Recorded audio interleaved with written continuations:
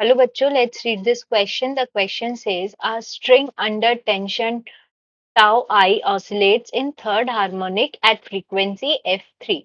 The wave on the string have wavelength lambda 3.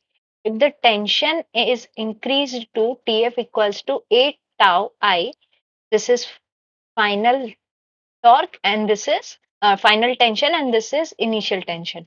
The string is again made to oscillate in the third harmonic. What then are frequency of the oscillation in terms of f3 and the wavelength of the waves in terms of lambda 3? तो इस question में हमें कहा गया है कि हमारे पास एक स्ट्रिंग है जो कि टी आई या टाउ आई टेंशन के साथ ऑसिलेट कर रही है with third harmonic frequency f3। अब अगर हमारा जो टेंशन है वो इंक्रीज करके हम उसको 8 टाइम्स ऑफ इनिशियल टेंशन कर देते हैं, तो हमें ये बताना है कि जो न्यू फ्रीक्वेंसी आएगी वो भी कौन से है, थर्ड हार्मोनिक में कर रही है, तो एफ डैश थ्री क्या होगा in terms of F three, और उसकी जो वेवलेंथ आएगी न्यू वो क्या आएगी। तो the key concept in this question is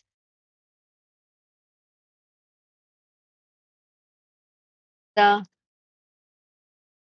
frequency of nth harmonic can be written as f of n is equals to n divided by 2l under root of tension divided by linear density.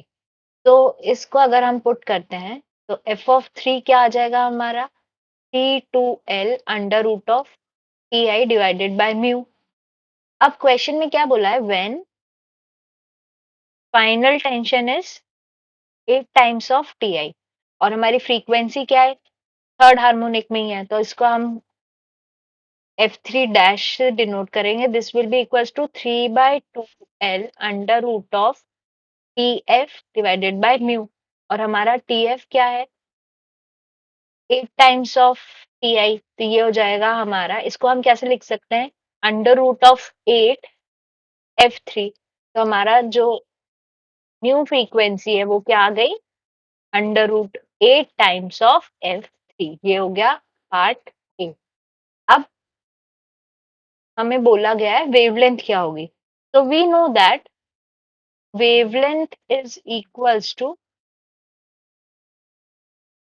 Velocity upon frequency. अब velocity तो हमारी same ही रहेगी, तो इसको अगर हम solve करें तो ये क्या जाएगा, 2l डिवाइडेड बाय n। अगर हम यहाँ पे nth हार्मोनिक के बारे में बात करते हैं तो ये ऐसा हो जाएगा।